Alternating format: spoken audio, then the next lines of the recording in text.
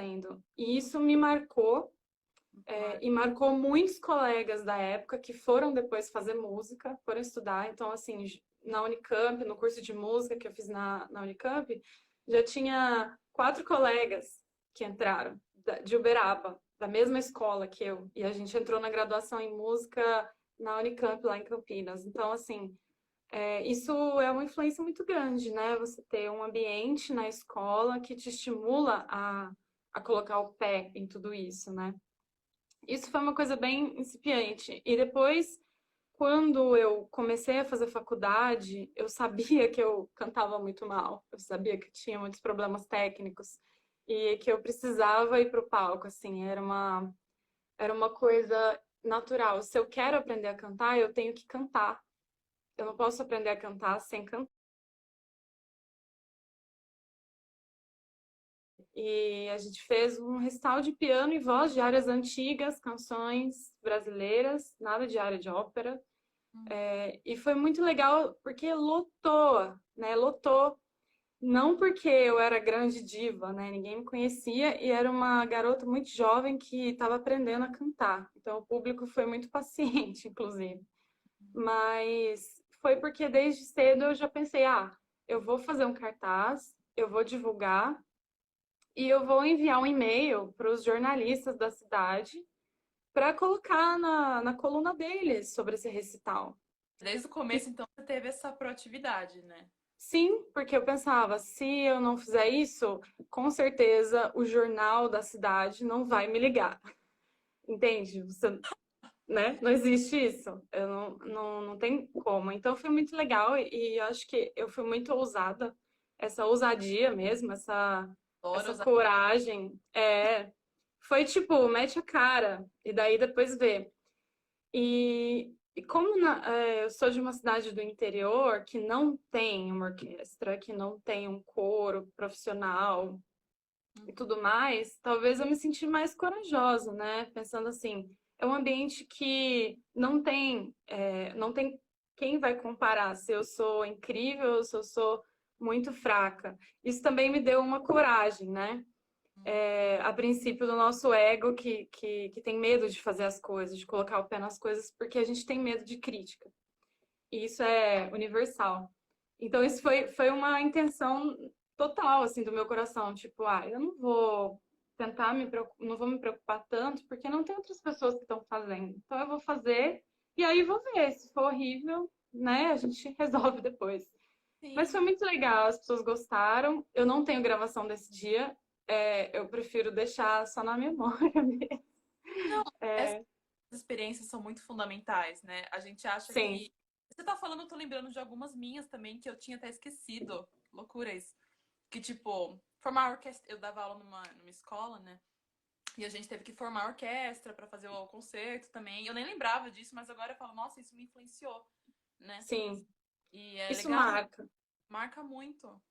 Todas as experiências que você tem quando jovem, quando criança, de criação, sabe, de participar de um projeto, isso é muito forte, isso marca o nosso inconsciente, porque você se sente incluído, você está realizando arte com seus amigos, você está sendo desafiado e você está aprendendo a criar e está aprendendo a propor o tempo inteiro.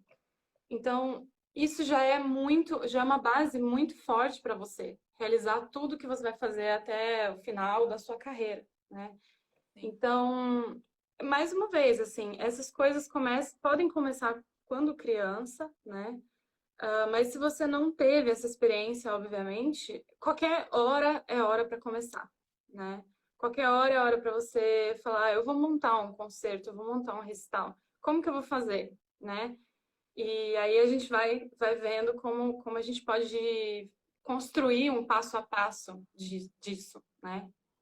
Eu acho que essa é até a Porque- próxima pergunta. Ah, não, eu acho que tá dentro de tudo isso que a gente tá falando, né? Que é tipo a importância Sim. de ter uma boa noção de gestão, né? No sentido de construir uma carreira. Eu acho que tem um problema de formação também, que a gente não tem isso na faculdade, né? Eu nunca Uhum. aprendi nada disso, assim, na faculdade. Então, a gente vai aprendendo na manha, na marra, né? Com alguns Sim. amigos. Tenho uma amiga de teatro que ela me explicou como faz um edital, mas foi tipo no boca a boca, né? Então, Uhum. queria que você falasse qual que é a importância, assim, da gente ter essa noção que costuma não ter. Isso é tudo. Isso é muito importante. Mas, assim, falando de realidade, realmente a gente não tem essa formação numa grade curricular de faculdade, né? Então, isso já poderia ser. Isso é muito importante, a gente deveria ter. Mas já que a gente não tem, como que a gente faz? A gente vai atrás. A gente realmente vai aprender. Olha, eu aprendi muito com amigos e com pessoas que trabalham com produção. Então, por exemplo, eu vou montar um recital, eu quero fazer um projeto. Esse projeto é de quarteto, ele é um quarteto de cantores, piano. A gente vai colocar algumas cenas, a gente vai colocar a participação de um ator ou de um balé. E, então, assim, primeiro a concepção artística mesmo, o que que você gostaria de fazer e qual que é a importância artística desse seu projeto.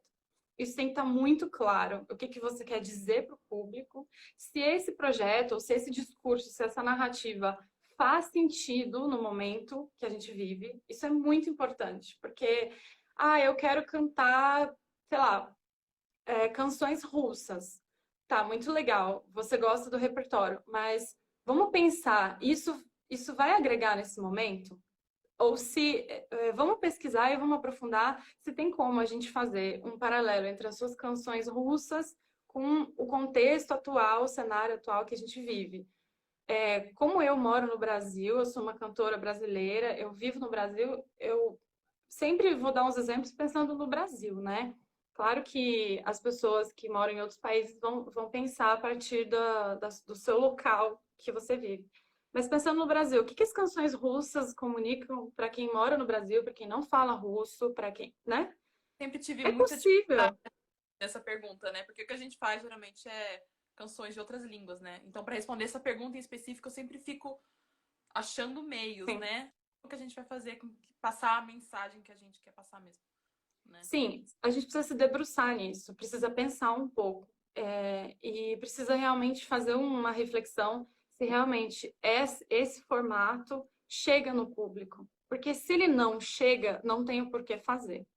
Mas, como a gente está lidando com arte e discurso, e narrativa e palavra, a gente pode encontrar formatos e a gente pode encontrar maneiras de fazer isso comunicar. Eu acho que basta pensar em estratégias mesmo e se debruçar nessa primeira etapa, né? Pensando numa próxima etapa, como que eu vou realizar? Onde, né? O local que você vai fazer. Se você tem infraestrutura para realizar esse projeto, se você tem palco, se você tem uma infraestrutura mínima, se você tem um piano, ou se você tem um lugar para colocar outros instrumentos. Se no local que você vai fazer você não tem um piano, como que você faz?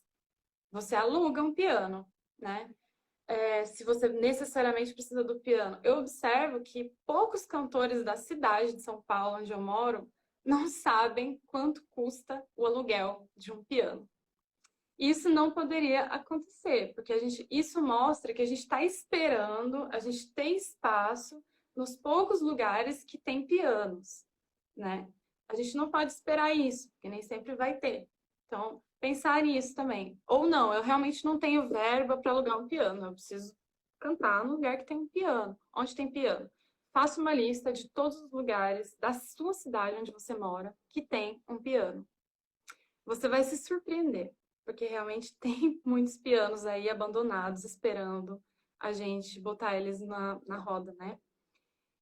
Por exemplo. Ou se você não quer fazer com piano, obviamente você vai convidar pessoas para tocar outros instrumentos, né? Além do piano, você tem tipo uma infinidade, você pode montar uma orquestra ou não.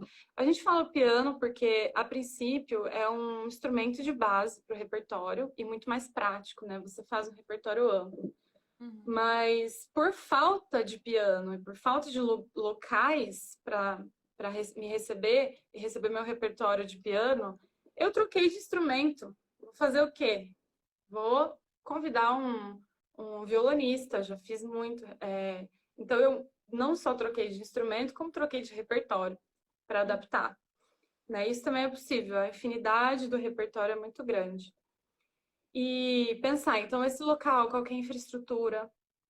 Por exemplo, você já parou para pensar se esse local é possível? Você tem que fazer uma visita técnica, você tem que ver se esse local é um local seguro para receber, você tem que conhecer as pessoas, os técnicos que trabalham nesse local e tudo mais. Então, a gente está falando de locação mesmo. E tudo que envolve uma boa locação para você fazer um projeto. E, por exemplo, grana. A gente precisa de grana. Esse é o problema, esse é o chororô. A gente não tem dinheiro para fazer os projetos. O que que a Questão é gente faz? pouca grana, né? Isso é realmente um problema.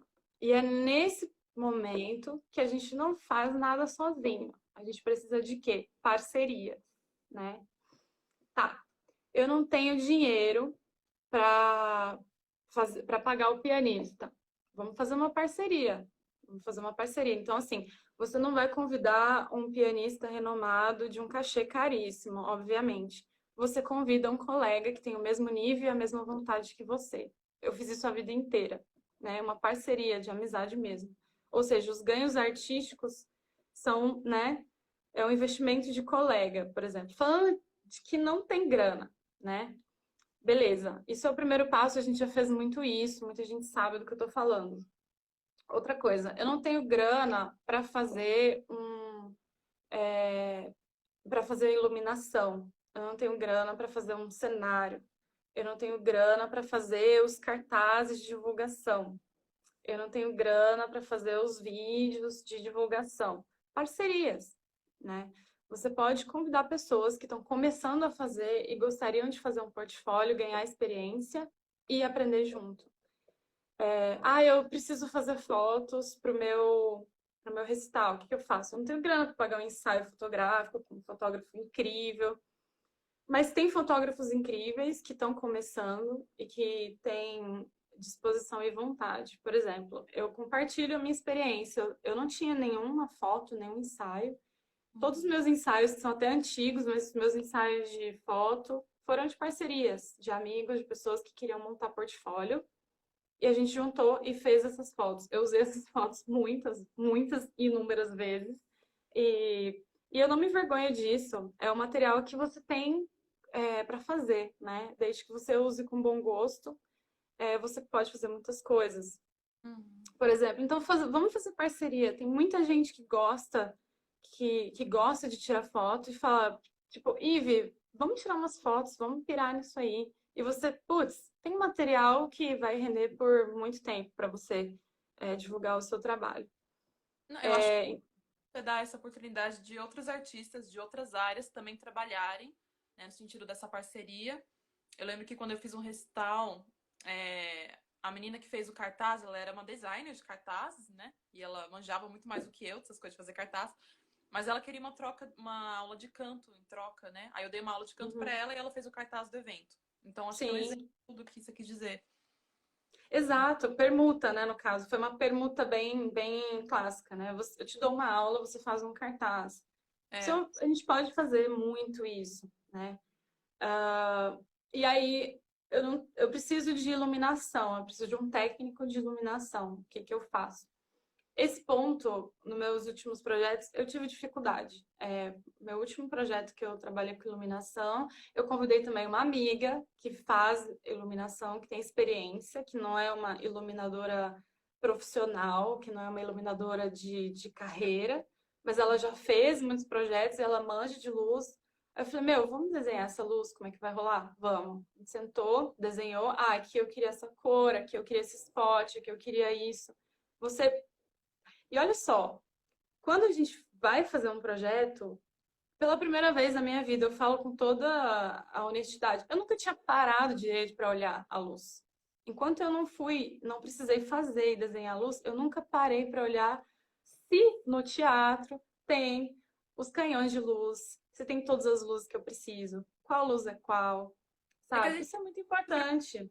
né, a gente fica só preocupado na parte da performance e não Uhum. fica ligado no nome das luzes, do que está acontecendo ao seu redor, tecnicamente falando, né? Sim, a gente precisa, tipo, mano, qual que é essa? E aí a gente vai aprender a fazer mapa de luz, mapa de palco, né? onde está o piano? O piano está aqui, você desenha, aqui está o cenário e tal. E você faz um mapa de palco. Obviamente, se você nunca fez, você não precisa fazer assim, inventando a roda. Você pode pedir ajuda para quem sabe fazer. Vai atrás de quem fez. Tem colegas de teatro que fazem isso o tempo inteiro, da dança. Tem produtores, colegas que você pode pedir ajuda, que você pode perguntar, né? Então, isso é muito importante. Reuniões, cafés, você sempre vai, leva seu caderno, anota tudo. E só que é isso, assim, o meu ponto de toda essa live é isso. Se você não põe a mão na massa, você não aprende a fazer. Se você não se coloca na situação em que você não sabe fazer e que a coisa tem que estar resolvida até dia tal, você não faz. Isso é clássico de qualquer pessoa, do ser humano.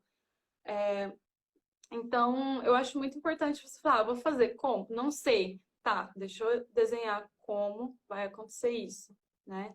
Acho que é bom ter umas E perguntas principais, né? Como, por quê, onde, para quem, de que forma, né? isso, Responder muito essa. importante. Essas perguntas básicas de tudo na vida, né? Vou comprar um carro, como? Vou fazer um restau, como? Claro, isso tudo é muito básico, né? Mas é muito importante a gente se colocar na situação. Por exemplo, dá um frio na barriga. Quando você vai fazer um projeto e sai lá a arte de divulgação e você lança isso, você fala, ferrou, né?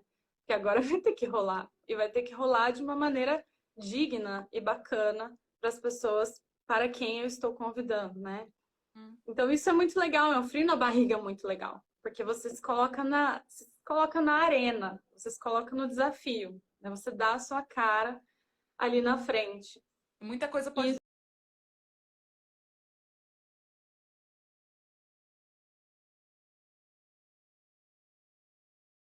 E dar errado também, né?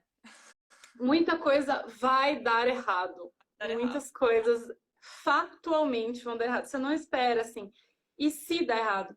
Claro, Ah, você não vai com pessimismo, você vai com otimismo. Mas saiba que o negócio pode dar errado mesmo. E se der errado, qual atitude você vai ter? Assumir o erro e corrigir esse erro, né? Assume ele, assume que a coisa que não tá legal, que talvez não foi planejado da maneira que poderia. Por quê? Porque a gente não tem experiência, a gente está fazendo, certo? Então, se eu não tenho 20 anos de experiência, não tem como eu prever tal coisa, porque eu nunca vi. E isso pode acontecer. Por exemplo, vou dar um exemplo básico. Vou fazer um projeto e era relacionado a essa questão da luz. Então, essa amiga que eu chamei fez a luz. Ficou incrível, ficou muito lindo. E tá, mas você precisa do técnico de luz para subir aquela escadinha e montar a luz, né? E fazer a coisa no ângulo certinho. E aí, eu não. O local que ia acontecer o projeto não fornecia o profissional para fazer. Eu teria que contratar o técnico, né, para subir lá. Só que o teatro exigia, ele não dá o profissional, mas ele exigia que o profissional que fosse subir ali para fazer essa manutenção precisava utilizar de todos os equipamentos de EPI.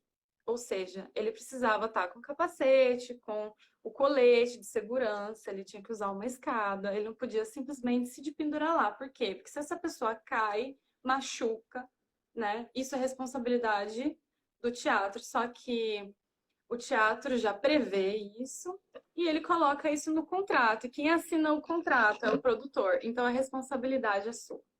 Ou seja, se a pessoa machuca um dedo, a responsabilidade é sua. Se a pessoa cai e machuca o pescoço, a responsabilidade também é sua. Isso é sério. Então, eu fui linda, na 25 de março, comprar esse aparelho de EPI, me achando a produtora foda. E aí, o que aconteceu? Comprei o equipamento para o produtor usar, conversei com o produtor, com o caderninho, falei com o produtor, com o técnico, e o técnico falou: eu preciso desse equipamento, ok? Você vai lá e compra esse. Beleza, eu nunca comprei isso. Você me indica a loja? Tal loja. Beleza, fui lá na loja, comprei tudo, deu tudo certo. Comprei um material bom, de boa qualidade, para garantir que a pessoa não ia se machucar.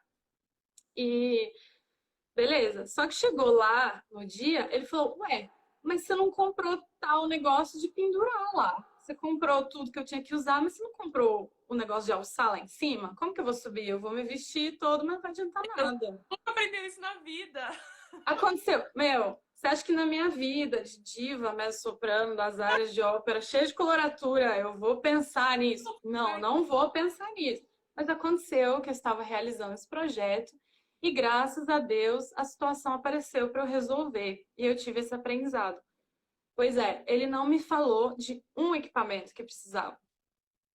E aí eu falei: olha aqui, todos os equipamentos que você falou para eu comprar, eu comprei. Se você não me falou esse equipamento, eu não comprei. A próxima vez você tem que comunicar exatamente o que você precisa. Então, assim, eu cometi esse erro. Talvez o meu erro foi de não pensar mais profundamente. Eu fui um pouco literal, justamente por falta de conhecimento. Eu simplesmente segui a direção dele. Eu não tive mais malícia, eu não tive um pouco mais de estratégia técnica para realizar. E isso foi muito interessante, foi um aprendizado. Próxima vez eu tenho que perguntar mais, ser um pouco mais literal, mas o quê? Mas como? Exatamente o que você precisa. Por mais idiotas que pareçam as perguntas, você tem que fazer. A gente tem que É, sempre falar coisas óbvias, assim. E é, a gente só aprende errando. exatamente. Então foi muito legal. Isso eu aprendi e deu tudo certo.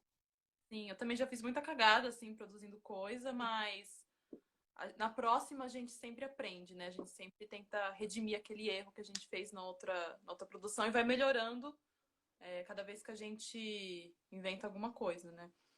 Sim. Então a gente E está falando de duas produções juntas, só para detalhar para o pessoal. Essa produção local mesmo, essa produção de execução local do concerto, que é mapa de palco, mapa de luz, visita técnica, equipamento, cenário, afinação do piano, se o piano foi afinadinho, legal, se o piano tá lá, tá disponível, se tem camarim, se tem água, sabe? Tudo isso, né? Claro que o roteiro, né, do seu evento, do seu os concerto horários, também, colocar os horários certinho, distribuir para a equipe os horários, né? Também é sim, importante. tudo muito desenhado, tudo muito, sabe? É loucura. É para quem tem uma mente que sabe se dividir mesmo. Produção é um negócio muito necessário e tem pouca gente que faz. É uma coisa muito essencial e pouca gente se dispõe a fazer, porque dá vontade de surtar, né? Você quer surtar. Mas enfim, isso depois eu falo depois. Voltando. Essa produção local e a produção executiva, que é. O que que seria isso? É a produção de tipo. Como você vai realizar esse projeto em termos, tipo, burocráticos mesmo. Ah, tá, vai sair uma grana, por exemplo, no Sesc, que é uma coisa muito prática. E o Sesc é muito incrível, tudo dá muito certo com o Sesc. Os contratos, né, precisam ser feitos através de uma empresa, através de um CNPJ, né? A pessoa física não vai lá fechar o contrato, pelo menos os contratos artísticos, né? Não é assim. Com o SESC, falando em contratos artísticos. Então você tem que ter uma empresa, você tem que ter um CNPJ. Aí você assina esse contrato e você tem que emitir uma nota fiscal, né, de serviço. Aí você tem que captar esse dinheiro. Você tem como captar, você tem uma conta jurídica, tal, tal, tal. Isso, O que eu isso tudo queria é muito perguntar importante. a gente está falando assim de produção independente, mas também a partir do momento que você abre um CNPJ, que você vira pessoa jurídica, você passa a ter uma produtora, é isso? Olha, você pode ser a gente está falando de empresa, né? Você pode ser um empreendedor individual, né? Um microempreendedor individual, que é a famosa MEI que nós temos. Isso significa que você tem uma receita anual menor, mas você pode gerir essa empresa totalmente individual. Você não precisa ter um funcionário, né? Você pode fazer sozinho, por exemplo. E você pode contratar as pessoas por contratos independentes, né? Então você Não sendo necessariamente para pessoas também, né? pode, com certeza. E às vezes é necessário. Mas às vezes não, né? Como acontece com nós, vamos falar de nós cantores líricos, a gente usa o nosso CNPJ para assinar contratos de contratos artísticos, né? De prestação de serviço. Eu vou cantar no concerto, eu vou emitir a nota para receber o meu cachê, né? Isso acontece o tempo inteiro, né? A gente foi contratado, eu fui contratada por todos os teatros que eu trabalhei dessa forma, cantando, né? Mas essa MEI também, isso é um processo que você tem que descrever no perfil da sua MEI. Então, você tem essa MEI, você tem que descrever o escopo de atuação dessa MEI, ou seja, recitais de música, ópera, dança, balé, uma coisa assim que tem ali. Então, de produção cultural. Então, você tem essa descrição lá e todas as notas que você vai emitir, todos os serviços que você vai prestar estão relacionados a esse campo, né? De produção musical, de execução musical também, né? Então, isso no escopo individual, porque você tem uma receita menor, você não precisa de uma empresa que tem uma receita anual enorme, que você está começando, né? Então, isso é muito possível. Então, a produção executiva envolve tudo isso, envolve a questão do CNPJ, da empresa, da nota fiscal, se você tem uma conta jurídica, né? E aí também a questão de contratos. Isso aí é muito louco, porque contrato é uma coisa mais, né, assim, precisa de ter o quê? Uma consultoria jurídica, né, de contratos. E aí, conversando sobre isso, eu tive a oportunidade de conversar com alguns produtores experientes sobre isso, sobre contrato mesmo. E isso como é que você faz? Você contrata um advogado para sua empresa avaliar os contratos? A gente não tem essa grana, a gente não tem receita para isso, para pagar um advogado. Então, o que você faz? E aí, essa produtora me falou, muito generosamente, ela falou: sabe o que eu fiz? Eu peguei meu telefone, liguei para um advogado e falei o seguinte: olha só, eu tô com esse projeto aqui, eu preciso resolver essas questões legais, contratuais, e eu não sei, porque eu não sou advogada, tô ligada nesse rolê. Você me ensina? Me dá uma consultoria e eu te pago. Mas você vai me falar tudo que eu tenho que fazer. Você não vai fazer nada. Você só vai me falar o que eu tenho que fazer. E aí ela pegou essa consultoria e ouviu, estudou e tal, e fez tudo, e aprendeu muitas coisas sobre tintim por tintim de todos os detalhes que ela precisava fazer para aprender a moldar esses contratos, né? Então, assim, ela não pagou. Por que que ela fez isso? Porque ela me disse isso. Ela não pagou o advogado para fazer tudo para ela não ter que pensar. Ela quis aprender a fazer. E isso foi muito legal. Talvez no momento em que ela tiver receita, ela não vai precisar fazer isso. Mas o mais importante de tudo, ela aprendeu como faz e ela sabe o que é necessário e o que é importante. E aí, quando você vai contratar alguém, você sabe o que que a pessoa precisa, do que a pessoa precisa cuidar, né? Isso é muito interessante, aprendizados, né? Então, a gente vê que é um aprendizado muito amplo, muito completo, de você construir noções do que você precisa para trabalhar, né? Mesmo que você não saiba, não é vergonha nenhuma. Pergunte e peça ajuda. Aprenda mesmo. E aí, o que que ela falou? Essa consultoria foi longa, ela precisou de realmente muito acompanhamento, então ela se ofereceu para pagar essa consultoria. Se você tem um amigo que faz isso, se você tem uma pessoa para te ajudar e que não vai te cobrar, você receba com muita gratidão, porque isso é trabalho, né? É o tempo da pessoa, são anos de experiência, de vida que a pessoa teve, e ela está disponibilizando esse conhecimento para você, né? Então, assim, eu acho que o certo é a gente se oferecer mesmo para pagar essa consultoria. Isso se Mas se a chama pessoa. jurídica, né? Para verificar o contrato. É isso? De contratos, jurídica, como um exemplo, mas, por exemplo, eu preciso de uma consultoria, sei lá, para. Por De exemplo. qual. Oi? Pra escrever um projeto, por exemplo, que a Isso, galera exato. como que Eu escreve um preciso, projeto, né?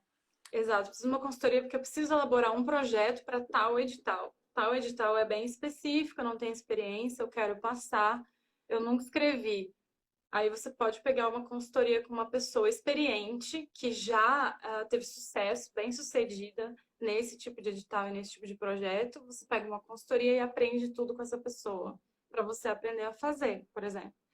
Então, você vê, não necessariamente precisa de um curso, não necessariamente precisa de uma formação muito clássica, sabe? Você pode ir atrás de uma forma muito independente.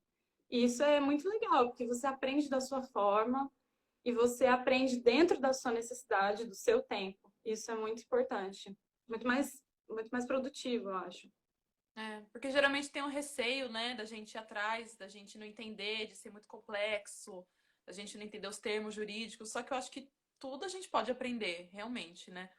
E que nem a Sim, gente sim. comentou, fazer isso não te faz menos artista, não te faz menos cantor, né? Não, pelo contrário.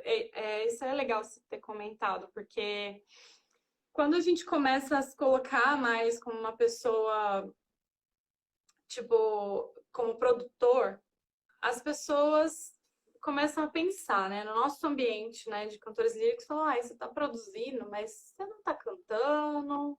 Por que você está produzindo, né? Você não quer cantar? E não necessariamente uma coisa está separada da outra. E eu só consegui cantar em projetos assim independentes porque eu mesma estava produzindo. Se eu ficasse esperando a ser convidada pelos projetos que já rolavam, eu ia ficar esperando, né?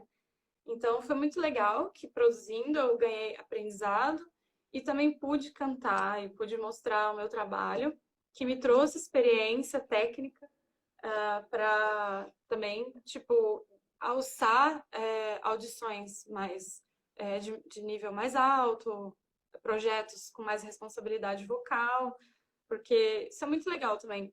Quando eu fiz assim, muitos projetos de canção, eu me cansava muito, sabe, vocalmente, assim. Cantava, e eu pensava, gente, eu tô me cansando, o que que será? A minha técnica é ruim, eu tô mal.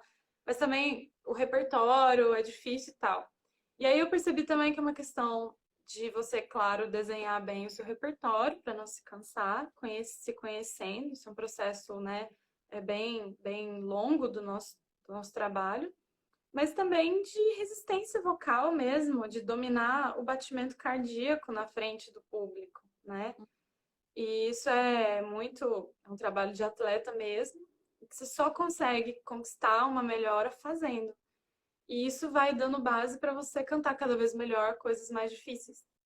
Uhum. Então, eu falo para os meus alunos hoje: pega seu recital, monta seu recital e vai cantar. Se vira, faz. Eu quero ver você fazer, né? Pega Só essas canções aí, não fica só vindo aqui na aula. Vai lá e faz. Aonde? Não sei, na igreja próxima do seu bairro, num uhum. centro cultural ali perto, numa cidade do interior que você conhece alguém que vai estar muito feliz em receber um cantor de fora, né?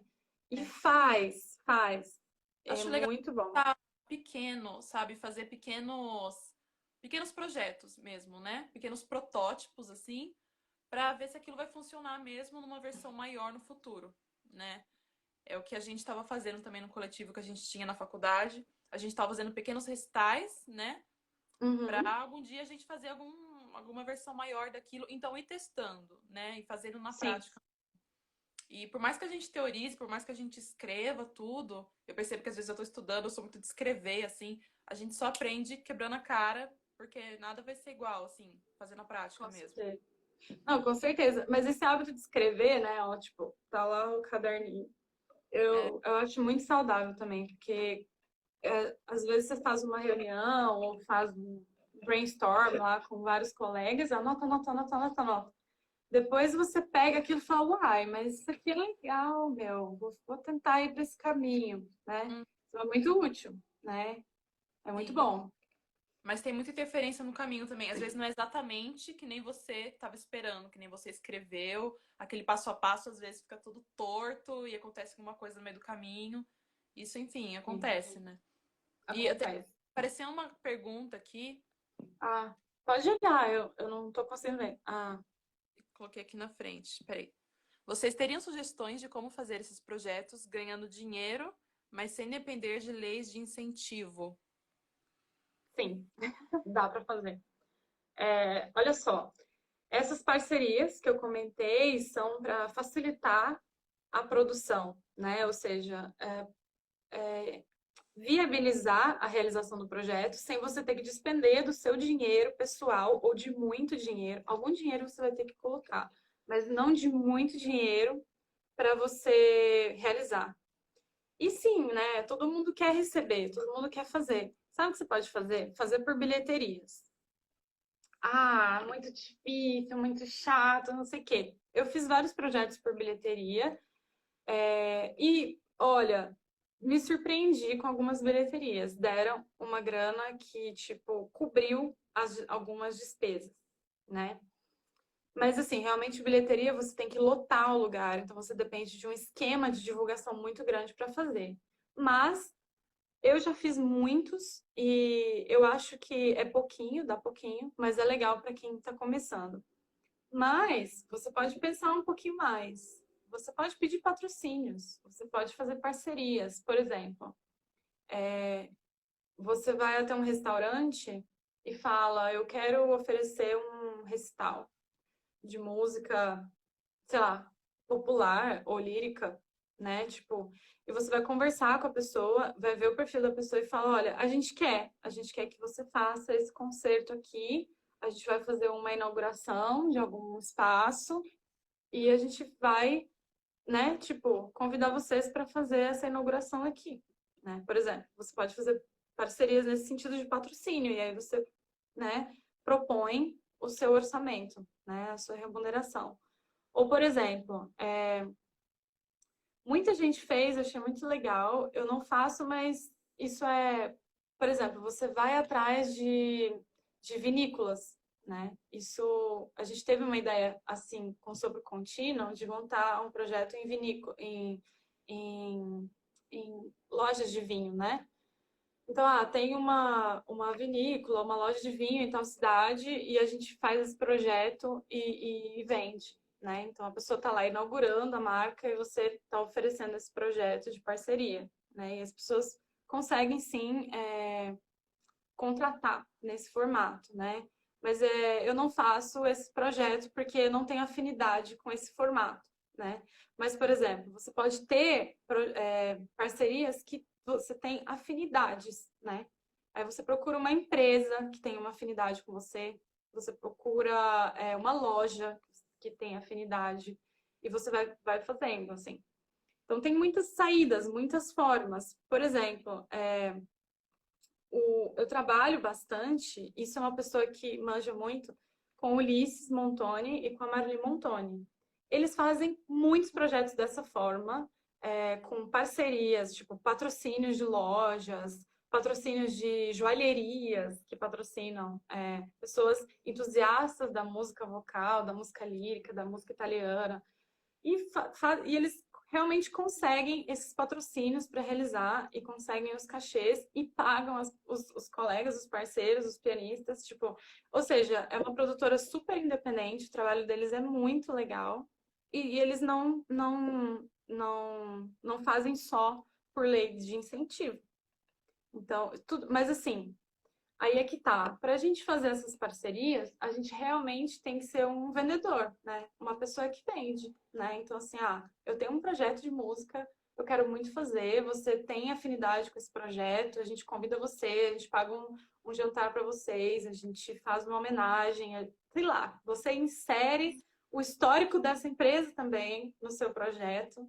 E isso é uma parceria muito, muito legal, né? Então, isso é muito importante a gente pensar. A gente sai do nosso universo de artista, do nosso universo só de aspiração artística e começa a olhar para a realidade, o que que tem aí e o que que as pessoas gostariam de ouvir, né? Por exemplo. E aí você também se adequa, por que não, sabe? Claro, sem perder a sua dignidade artística, a sua vontade, o seu perfil, a sua vontade de fazer, mas você pode oferecer isso de muitas formas, assim. E os projetos que eu participei com o Uli, com a Marli, né, que eles têm a produtora deles, o Lírica Nostra, meu, foram muito divertidos, foram muito legais. Foram projetos muito organizados, muito bem produzidos. Os dois manjam muito também de produção, eles são ótimas pessoas para falar sobre isso. E a gente troca muitas ideias, toma muito café conversando sobre isso. E são colegas da nossa geração que estão aí, estão fazendo. E isso é muito real, muito possível. E quanto mais a gente faz, mais a gente abre caminho para quem quer fazer. Sim. E é importante esse relacionamento com as empresas, né? Empresas que tenham, sei lá, um pensamento parecido, que acreditam, um ideal parecido com o nosso, né? Que surja realmente esse diálogo, né? Que a gente não tem Sim, muito acesso a isso, a gente não sabe como. Porque via eu converso com uma empresa, gente. Eu, como pessoa, como que eu converso com uma empresa? E às vezes é só ir lá, mandar um e-mail, né? Como que você faz, sim. assim, fazer essas propostas? Olha, relacionamento profissional é igual como qualquer outro relacionamento interpessoal, sabe? É, por WhatsApp, por e-mail, assim, muito da prática ali do dia a dia virtual, às vezes não funciona mesmo. Porque como que você estabelece um vínculo com uma pessoa e um relacionamento de credibilidade? A pessoa tem que confiar em você, saber que você é uma pessoa séria, que você cumpre o que você fala. Isso é muito importante. Que a pessoa não vai colocar dinheiro no seu projeto, ela não vai patrocinar você se ela não percebe e se você não comprova com fato mesmo que você é uma pessoa confiável. Então, assim, isso é um processo, às vezes uma relação profissional, ela não é assim, de um mês, sabe? De 2 meses. Às vezes são anos mesmo de relacionamento, de engajamento, sabe? Então, isso também é muito importante a gente saber. E eu acho que a única forma da gente começar a realizar as coisas que a gente quer é entendendo que as coisas levam tempo e levam cultivo, sabe? Por exemplo, o Lírica Nostra tem um patrocinador muito legal. Eu não sei o nome dele, mas eu sei que ele vem patrocinando os projetos do Uli e da Marli já há bastante tempo. Ou seja, eles têm uma parceria de anos porque eles têm uma credibilidade, eles trabalham juntos há muitos anos, né? Então, assim, isso vai envolver a sua competência, se você realmente é competente, é criterioso, é cuidadoso, entrega um bom resultado, agrada o público, né?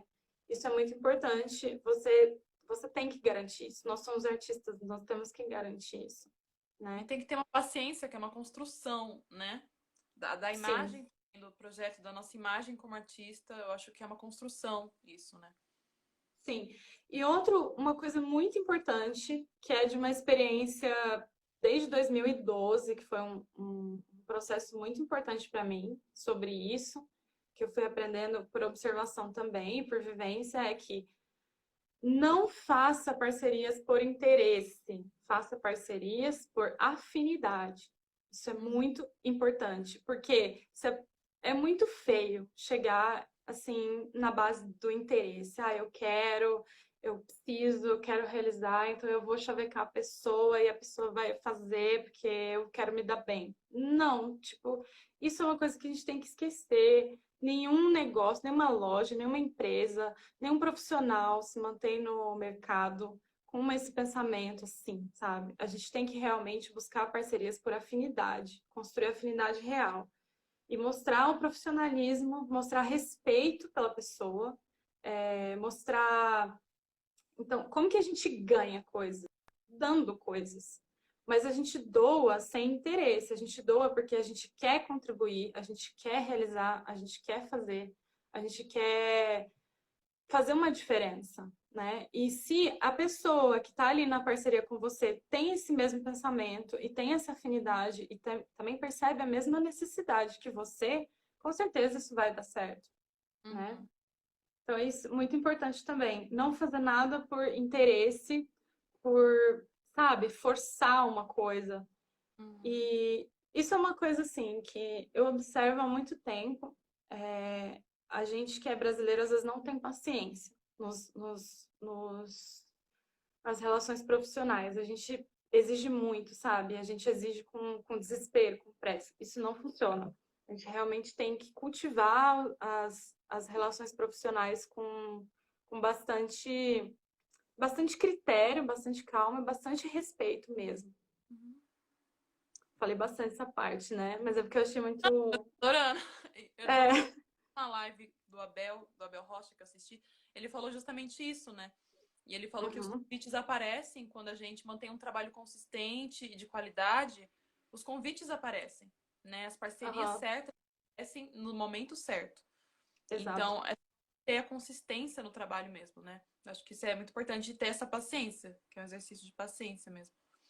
E tem outra É. pergunta. Ah, Não, pode pode. falar. Coisa? Não, não, era isso mesmo. Pode seguir. Tem uma pergunta aqui que a Jana fez, que acho que é quando bate um pouco essa coisa da arte e da produção, né? Você Uhum. sente sobrecarga em produzir e ao mesmo tempo estudar o repertório do recital?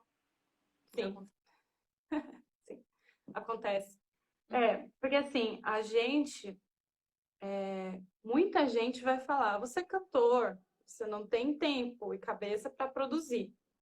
Sim, no mundo ideal, isso seria muito bom a gente ter uma pessoa para produzir para a gente. Mas no mundo real, a gente tem que fazer. E Uhum. pode perguntar para todos os empreendedores que querem começar. É exaustivo. Tipo assim, você está sempre despendendo energia para aquilo acontecer. Mas se é o que você realmente acredita e se é o seu propósito, ele vale a pena, né? Mas a gente realmente, respondendo a Janaína, né? Tem uma sobrecarga, sim. O melhor a se fazer é o quanto antes começar o planejamento é melhor. Por exemplo, não encavalar, sabe? Eu tenho um recital daqui a um mês. Eu nem comecei a pensar o que que eu vou fazer. Isso não funciona realmente. Ter um cronograma realista do que você precisa. Mas, por exemplo, chegando nas 2 semanas antes do recital, da coisa acontecer, rola uma sobrecarga muito grande mesmo. A gente fica cansado. Mas, assim, a gente precisa também de ajuda. Isso é muito importante. Esse é um ponto importante. Quando a gente está sozinho, é quase impossível fazer.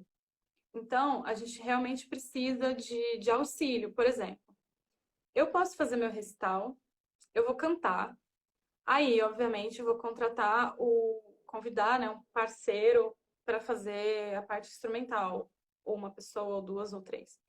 As pessoas que vão tocar, os artistas, né, que estão envolvidos nisso. Eu vou fazer a produção executiva. Então, eu tenho uma empresa, então eu vou oferecer, né, essa nota, meu CNPJ, eu vou receber, eu vou pagar todo mundo, sabe? Então, você pode fazer essa produção executiva. Mas a produção local do dia, você não pode fazer. Porque você não tem como você cantar e pensar se a voz está legal, se você vai conseguir respirar e tal. E pensar na luz, pensar se o público está chegando, se todo mundo pegou o programa do concerto, se tem água para todo mundo, se o técnico de luz não está surtando, sabe?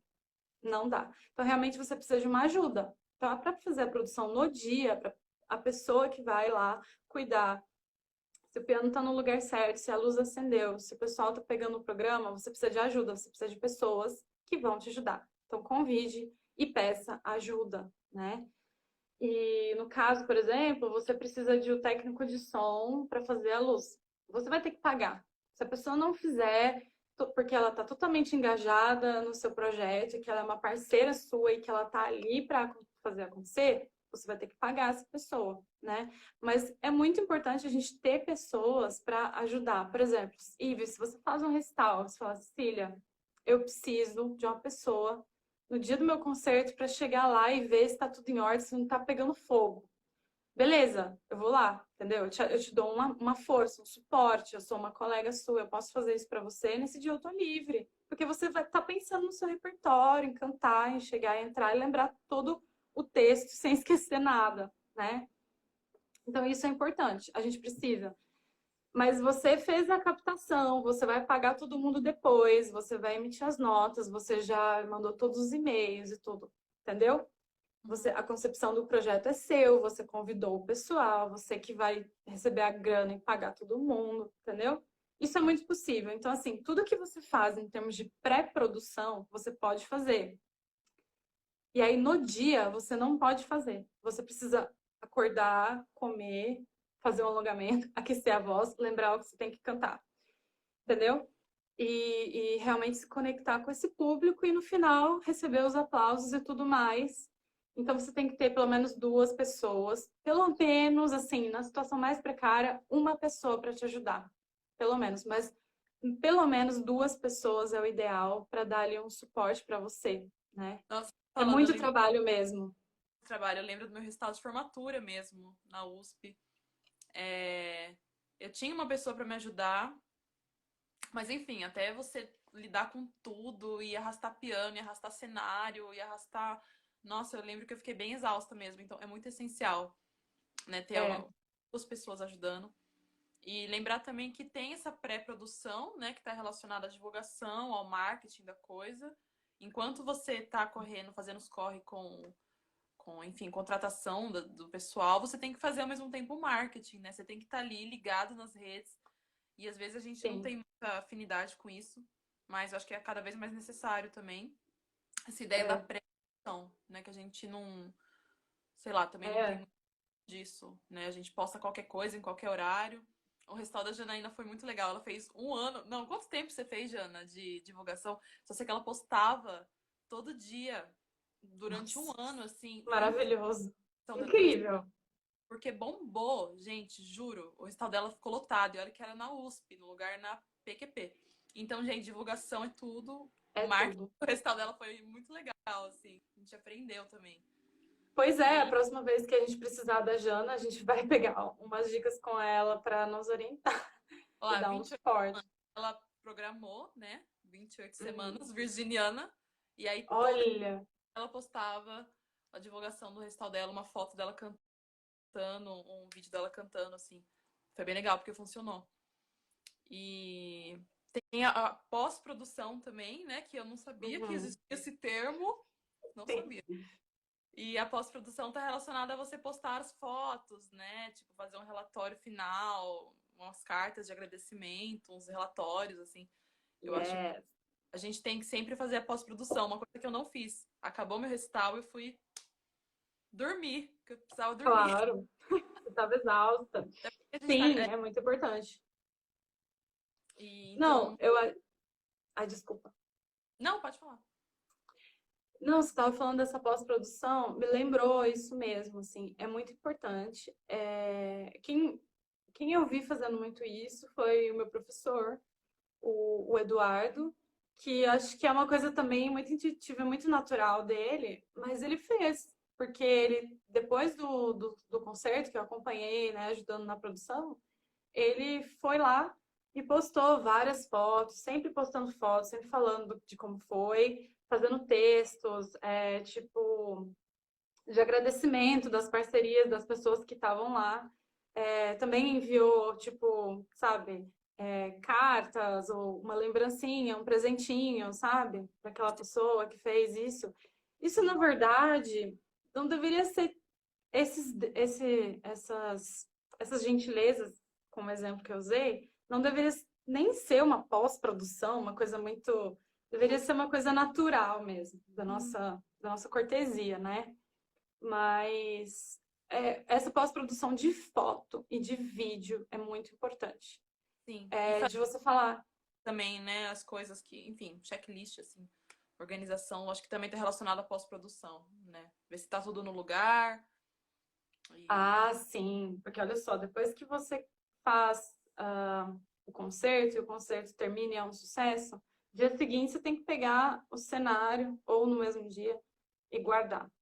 Você tem que checar se o piano tá legal, se tá tudo em ordem, se não quebrou nenhuma peca nem nada, e reportar sobre a situação, por exemplo, devolver, né? No caso, eu já aluguei piano, é um trampo, e a devolução também, você tem que estar atento se chegou, se a pessoa teve o acesso ao local em que esse piano tá, para você retirar, levar na transportadora, tal. Então tem tudo isso, assim, tem coisas pequenas e essa coisa da divulgação. Por exemplo, quando você faz um projeto e esse projeto ele tem um propósito de temático, você tem um percurso a caminhar com ele, você precisa dessa pós-produção, porque a pós-produção, ela é a pré-produção do próximo projeto. Uhum. Então, isso é uma cadeia, né? Então, tipo, aí eu fiz um projeto, sei lá, sobre música afro-brasileira. E eu tenho já programado uma turnê com esse projeto. Então, você termina um concerto, você tem que reportar como que foi, como que foi a recepção do público. Você tem Uhum. que fazer uma avaliação. Será que foi adequado? Será que foi legal? Será que, por exemplo, aconteceu também comigo Assim, que, a gente tem 7 segundos, então eu vou. ai, meu Deus! Passa muito rápido. Eu vou terminar aqui, a gente começa de novo, a gente finaliza, tá? Beleza, fechou.